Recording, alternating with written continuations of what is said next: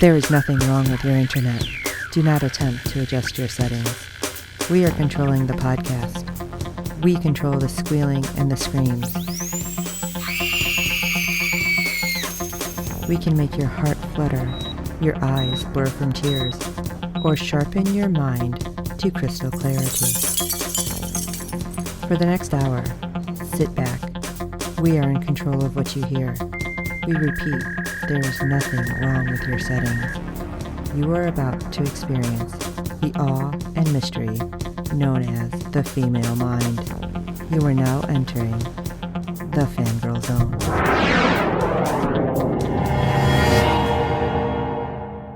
Hi everyone, welcome to Sci-Fi Talk on Fangirl Zone, a podcast where we discuss shows on the Sci-Fi Channel. I'm Kim.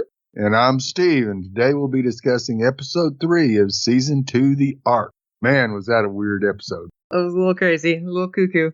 Yeah. Well, our ratings last week, once again, still didn't make the top 150 cable shows for the day. Come on. Yeah. Come on. It's a good show. Yes, I think people are DVRing it and watching it later, and because at 9 o'clock on a Wednesday, yeah, that's a little hard to stay up if you're getting up at 4:30, 5 o'clock in the morning. So I feel like, though, they should count that. Like, I feel like if there's something recording it, it should count. Yes, I agree. Sometimes you can get those ratings, though, like like within this next 7 days. Like, sometimes you can get those. Yeah, the Live Plus 7. But yeah, those are really hard to track down these days. Mm-hmm. Ah, man, it should just be factored in. Everybody has DVR now. Like all the major cable thing providers do it, so they should just count it. Yep, I agree with you. All right, episode 3, Anomaly. An unexpected visitor wreaks havoc on the ship's electrical system. All right, so we open with the electrical surge from the end of last week's episode, and it's kind of going through the hallways like a something that looks like it's alive. In my opinion, anyway, and it's causing havoc to their systems, power surges throughout the hall. Garnet and Lane emerge and they're chatting about the Juno project. Lane can't believe Garnet doesn't want to know who her match is. He wonders if his match might be his soulmate, which is I'm interesting because I'm assuming, okay, this is a match made because a physical attribute. So they're okay, this is just biological. Right. But your soulmate, huh? Because I don't know if somebody matching you by your physical characteristics to try to produce the most healthy and basically serving offspring. Okay, that if we do this, then that offspring will be good at this type of thing. Right. I don't know if that necessarily works, but we'll wonder. Garnet suggests it's that one person from that one section who doesn't show. Yeah. Lane hopes Garnet burns the tablet and sends the pieces out the airlock. Meanwhile, Kelly sleeps in her bathroom turned cell while the electrical surge hovers above her. And I'm this whole time I'm Kelly, you can't see that. You can't hear that. You can't see that it just got brighter in the room. I know she was facing the wall that had lights, but still right. There's these lights that are outside our window that are on the street. They're on a timer, so they do go off and on throughout the night. And I can tell, unless I'm dead asleep, I can tell with my eyes closed when they go off and when they come on. I can see through. So, but nonetheless, anyway, it destroys the keypad because it goes into the keypad and just shorts it out. And her cell door kind of unlocked. So she leaves, of course. Breaking news, Electrical Snake, a member of Team Kelly, breaks murderer out of jail. That's the headline, guys. That is the headline. Absolutely. Later, Dr. Mosh massages Dr. Kabir's shoulders. He doesn't ask why she can't take painkillers, so he suggests another way to relieve her pain. However, Kabir panics when he moves her collar, ordering him not to touch her. Yeah, I wonder if we'll learn the backstory behind that, because there is some trauma there. There definitely is, and he did ask prior to doing it, but she still kind of freaked out, so something definitely happened to her. Yeah. Elsewhere, Bryce and Ava are entwined in a post-coital glow. Bryce tries to tell Eva he loves her in Serbian, but apparently Sasha likes to play pranks as a teacher. Yeah. Next, Kim asks Felix why he doesn't give her a baton. Felix is still anti-Ark 15 and refuses to trust Kimmy. You keep that mindset as long as you can, Felix. At the same time, Garnett sits in her room, smiling at a poster she took from Kat's quarters. She lets the grief wash over her. I'm glad someone is mourning Kat. I know, right? Yeah, nobody else seems to be worried about it. Garnett tries to sleep, however, thoughts of the Juno project keep her awake. She scrolls through the passenger log on the tablet to find her name. Then she spies her perfect match. Garnett does not look too happy, though. Why did you show us? Yes, why couldn't you have shown us? Later in the biodome, Bryce and Lane chat about romance. Lane can't believe Bryce is in love. Bryce pokes fun at Lane, R.E. Garnett. Yeah, remember that? Knows. Yeah, remember that hug when they reunited at the end of last season? Yeah. Lane tries to deny his feelings, though. And maybe Bryce was her Matt. Side note, I hope we get more Bryce and Lane bromance scenes this season. Oh, no, it's kind of funny. Yep. All right, so suddenly the power shuts off. The council convenes to discuss the issue. Lane is wondering if the power issue is connected to the navigation modifications. The gang decides to inspect each deck to determine the problem.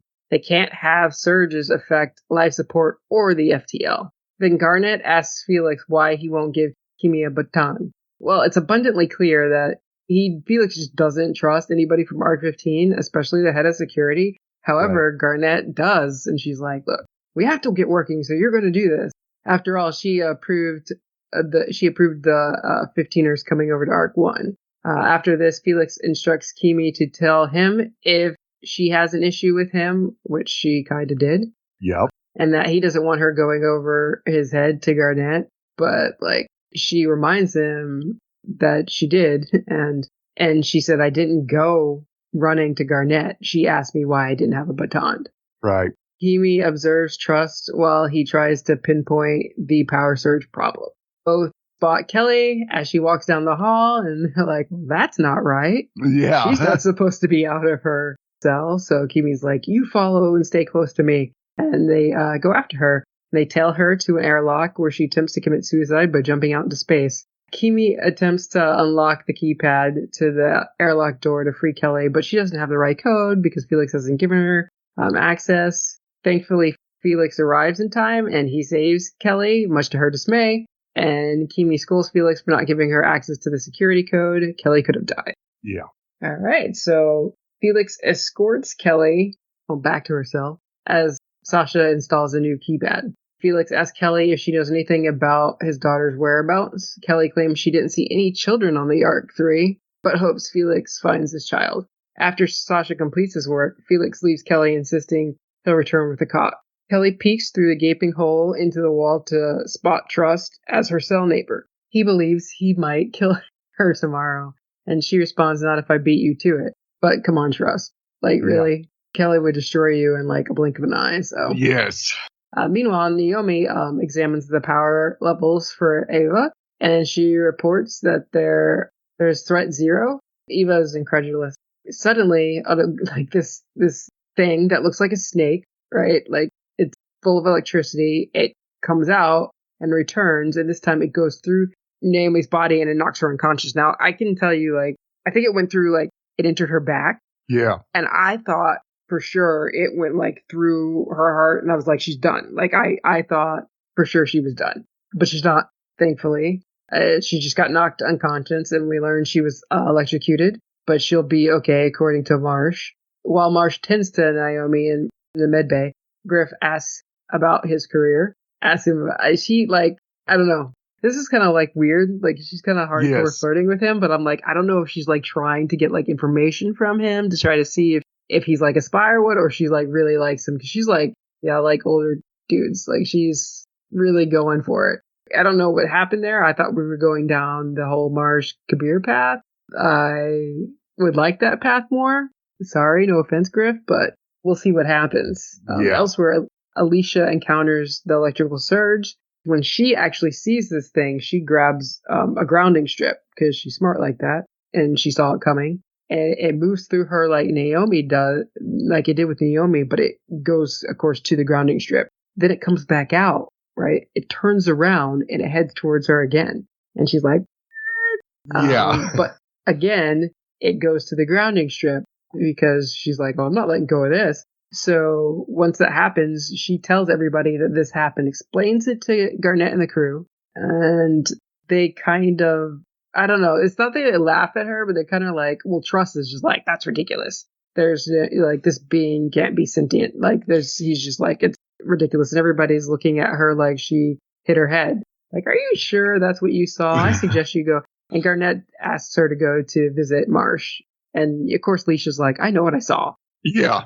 While in medbay, Alicia checks on Angus, who has a fever. He claims he's fine. Marsh checks out Alicia, noticing the burn wound on her stomach from where the electricity entered her body. He advises she stick around medbay for a spell so he can keep an eye on her. Angus volunteers to help Alicia solve the electrical surge problem. They wonder what constitutes sentience and if electricity can be sentient. Angus suggests maybe sapient, like plants turning toward the light or a Venus flytrap closing its jaws when it senses food. This gives Alicia an idea. She quickly kisses Angus in thanks before speeding out. After this, Alicia takes her idea to the rest of the gang. The electrical snake is looking for food, which is the ship's electricity. Garnett and Trust are still skeptical. Felix informs the group that more people are seeing the surge on other decks. Garnett, Alicia, and Eva spot the surge as it weaves between bunks in the sleeping quarters. They shut the door on it, but it leaked through the said door. Alicia knows it went for a power source instead of them, so they can corral it. Trust proposes they retrofit a small anvil case to act as a trap for the surge. Then they'll have to shut down power for the whole ship, including life support, to catch it. That doesn't sound real good. No, it doesn't. Sounds like it's going to be an uncomfortable couple of minutes. Yeah. Meanwhile, Angus, who has a fever, gets out of bed convinced he needs to check on the biodome. He's basically, at this point, just blabbering. Like, Right. He's kind of crazy talking because he has a fever.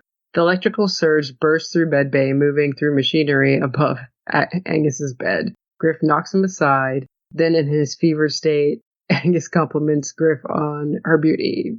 He basically says she's like the most beautiful thing he's ever seen or something like that. Right. It's very, I'm like, oh, Angus. But nothing can happen between them, he insists, because he's a taken man. It's like, oh, I have a girlfriend. Yeah. And Griff's like, dude, stop. Yeah. Elsewhere, Kimi protects Felix when the surge wreaks havoc near them. Basically pushes him out of the way, says, look out, and it kind of grazes her shoulder. Garnett orders everyone on the ship put on their suits before they shut off all systems, since they're going to shut off the life support. Once this occurs, the electrical surge finds their makeshift Faraday box in engineering. It goes inside the box. However, Alicia notices trying to emerge. So Bryce, being the athlete that he is, runs down the hallway with the box to the airlock. He's bobbing and weaving, jumping over things. Yeah. Yelling at people to get out of the way. Exactly. Then he basically spaces the electricity. He just kicks it right out, as one does. Once in space, the electricity bursts out of the box. This show is insane. See, here's like, at this point, I'm like thinking like, yeah, this is insane because didn't it enter the ship this way? So like, how is that going to stop it? I'm like, is it going to come back? I don't know. But maybe it's like, forget you people. Now, they have been in the FTL field when they first started that. That's when we first started seeing it. So maybe it kind of exists in another dimension, not just normal space. Sure. So it'll be interesting to see if that thing comes back again in the future. Later, Marsh helps Kabir out of bed for a brief walk, but Angus wants to join them, and Marsh is like, I can only help one person at a time. Marsh, and you want that person to be Kabir. We see. But Griff volunteers to help Angus, and he's like, oh, I can kind of walk on my own, so she gives him a cane. They can't believe how quickly Angus is healing, considering he had a fever and an infection in both of his chest wounds. Thankfully, Kelly's blood works miracles. Basically, well, he wants to know if he's going to turn into a monster like Kelly, and Marsh is like, no, her blood just contains nanites, which repair injuries more quickly than antibiotics could, which is kind of cool. Like, it's basically constantly repairing him. And I think he wonders whether this is going to be, like, forever. Because, like, if it's repairing your cells forever, then you wouldn't age, would you? I don't think you would. That was an episode of Doctor Who. Yes. Yeah, it's from the girl who was in Game of Thrones as Arya, and she's like, live forever because she had those nanites. Yep. Well, anyway, I'm sorry, I got off topic. Inside the cafeteria, Felix sits with Kimi. I'm like, oh, how did you guys make up? He apologizes for his behavior, and they, like, kind of mend Paramount into this. Or however, when Felix isn't looking, Kimi stops smiling. Something's up with her, and I'm like, oh, no. Yeah. I'm like, oh, no. He does give her access to, like, the computer systems. But then later, Kimi asks one of the 15ers, what's her name? Lati, I think? Yeah. Who worked in the biodome earlier, if she discovered anything on the lieutenant. Unfortunately, the answer is no. However, Lati encourages Kimi to give her more time and be patient. They'll get him. And I'm like, oh, no. Yeah. Which one, Bryce or Lane? Felix was right. Yep. Later, the gang prepares to drop out of warp since they're approaching Ark 3. When they do, Lane notices that Ark 3 is nowhere to be found, and there are no stars. What? There are no stars. Now that's strange. That's crazy. Are you in a black hole? What is happening? There has to be stars. Lane wonders if the cameras were destroyed when they dropped out of warp. Bryce counters that they couldn't have wished for a smoother transition, so it couldn't have damaged the cameras. Suddenly, Bryce vanishes. All that's left behind of him are his clothes, and you're like, what? Yeah. Yeah, there's the WTF moment. And then we get a shot of two Ark 1s kind of almost merging into each other. Oh, dear. So, oh, dear. Yeah, this is going to be insanity times 2 to figure this one out. Yes, the next episode is going to be crazy. Yep. Well, we'd love to hear your thoughts on each and every episode this season. Our deadline for feedback is 6 p.m. Eastern every Friday during the season. You can send your feedback via email or audio to contact us at fangirlzone.com. Please review and rate us, guys, on iTunes and any other platform that you use for our podcasts. With good ratings and reviews, it helps our fans of the show find us, because there are plenty of other art podcasts out there. So please bring them to us. Tell your friends, and hope that you are enjoying the podcast. And don't forget to check out the other great Fangirl Zone podcasts, which you can find over at www.fangirlzone.com. And all our podcasts are there. You can click on the contact tab and find all the ways you can get a hold of us to send us your feedback. So for this episode of Sci-Fi Talk, I'm Steve. What I'm trying to say is I love you, just in Serbian, because I'm so freaking romantic. And I'm Kim, the cheesehead. And until next time.